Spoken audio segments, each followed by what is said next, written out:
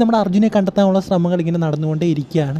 ഇത് തുടങ്ങിയപ്പോൾ ഈ ഒരു രക്ഷാപ്രവർത്തനം തുടങ്ങിയപ്പോൾ നമ്മൾ ചോദിച്ചു 3 ദിവസത്തിനുള്ളിൽ അർജുനെ കണ്ടെത്തുന്നു. പക്ഷേ അതൊന്നും സാധിക്കാത്തൊരവസ്ഥ. ഇപ്പോൾ 1 മാസവും കഴിഞ്ഞിരിക്കുകയാണ്.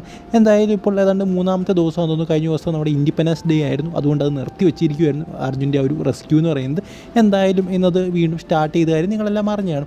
എന്തായാലും സ്റ്റാർട്ട് ചെയ്തപ്പോൾ 2 മണിക്ക് ക്രെയിൻ വരുമെന്നാണ് പറഞ്ഞത്. ആ ഒരു മരങ്ങളും അതിൽ ചെറിയ ചെറിയ മരങ്ങളൊക്കെ ഉണ്ട്, അതെടുക്കാൻ ക്രെയിൻ വരുമെന്നാണ് പറഞ്ഞത്. പക്ഷേ ഇതുവരെ ആ ഒരു ക്രെയിനും എത്തിയിട്ടില്ലെന്നാണ് നമുക്ക് അറിയാൻ സാധിക്കുന്നത്. പക്ഷേ നമ്മുടെ ഈശ്വർ മാൽപ്പ സാധാരണ പോലെ വെള്ളത്തിൽ ഇറങ്ങി അദ്ദേഹം കുറച്ച് കമ്പികൾ, അതായത് അർജുൻ്റെ വണ്ടിയുടെ കുറച്ച് കമ്പികൾ കണ്ടെത്തി, വണ്ടിയുടെ കുറച്ച് ഭാഗങ്ങൾ കണ്ടെത്തി എന്നാണ് നമുക്കറിയാൻ സാധിക്കുന്നത്. പിന്നെ അദ്ദേഹം പറയുന്നൊരു കാര്യമുണ്ട്, വെള്ളം ഭയങ്കര റെഡ് കളറിലാണ് അടിയിലിരിക്കുന്നത്, നമുക്കൊന്നും കാണാൻ സാധിക്കുന്നില്ലെന്ന് അദ്ദേഹം പറയുന്നുണ്ട്.